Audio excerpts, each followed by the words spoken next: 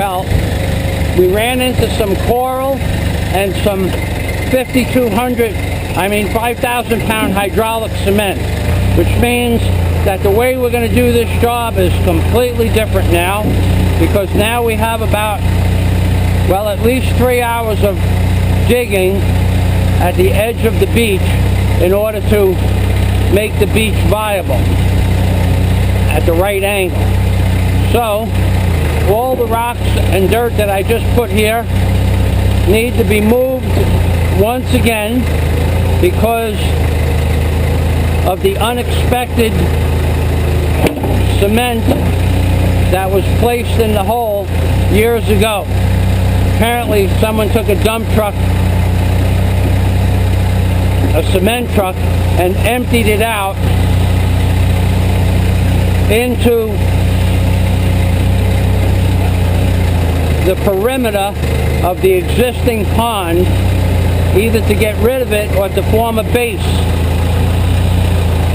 There's no way of knowing why they did it, but I'll tell you this: the hydraulic cement is about as hard as it gets. So I ran into a slab at least 9 feet wide and 7 feet deep and about 18 inches thick.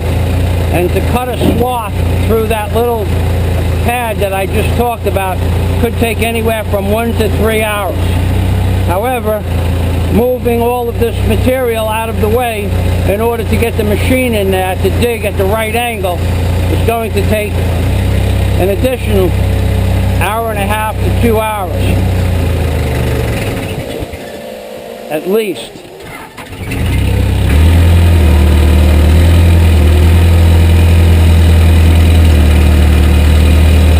And once there's going to be a plane coming overhead at about 100 feet high.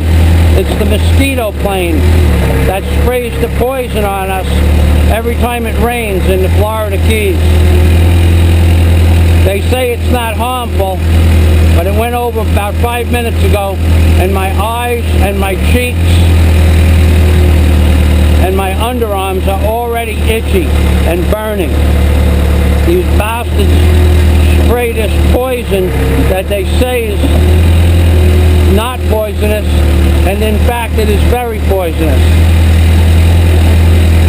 The stuff they're using now is less poisonous than it was 15 years ago.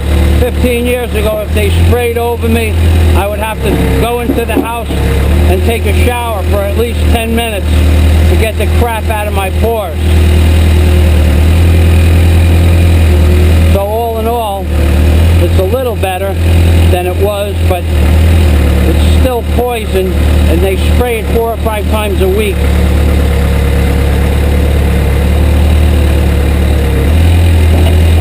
That worked out well.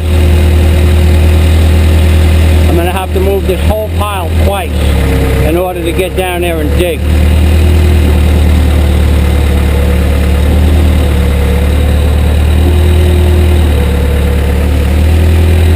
Should be coming right over those, right between those palm trees.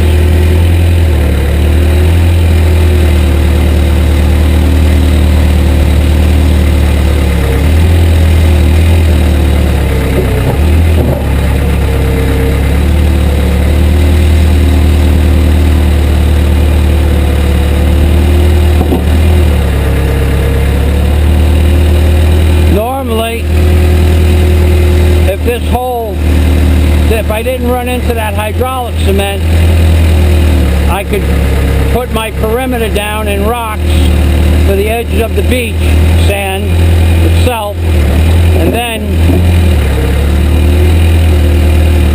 from there,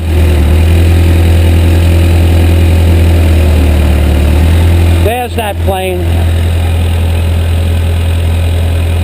The little bastard. He'll come from the other direction now. As I was saying, normally I could put my perimeter rocks up around for the beach edge, and then I could take the loader bucket in the front of the backhoe, which takes a yard of material, a yard and 3/4 of material for each scoop. Now I'm digging it out 2 cubic feet at a time, which is very, very time consuming. And I'm not,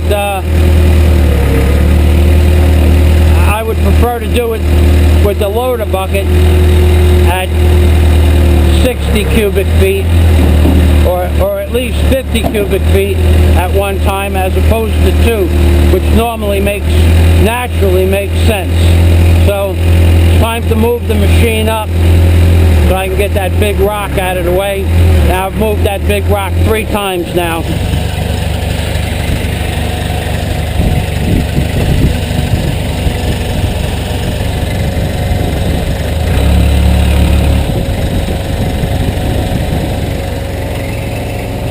At least 3 times.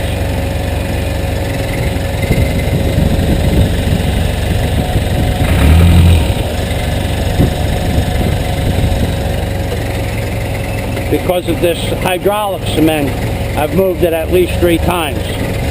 And I'm not, I don't like moving stuff twice, let alone 3 times. So I have to pull these rocks behind it out so that because the machine just won't pull 10,000 pounds of material. Oh, I got a lock here. I got 3 big rocks behind it, which all have to be moved first.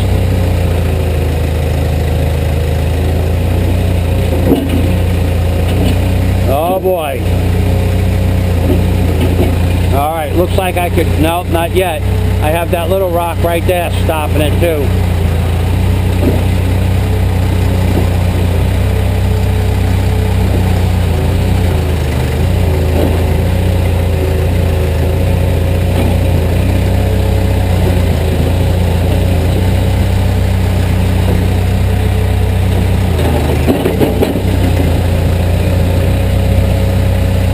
Let's see if there's anything on this corner.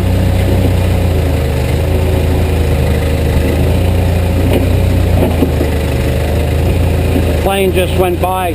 I don't know why he's spraying the ocean, unless he's going over the outside edge. Probably going out the outside edge of a peninsula. Oh boy. Okay, so we're going to roll this rock for the 4th time.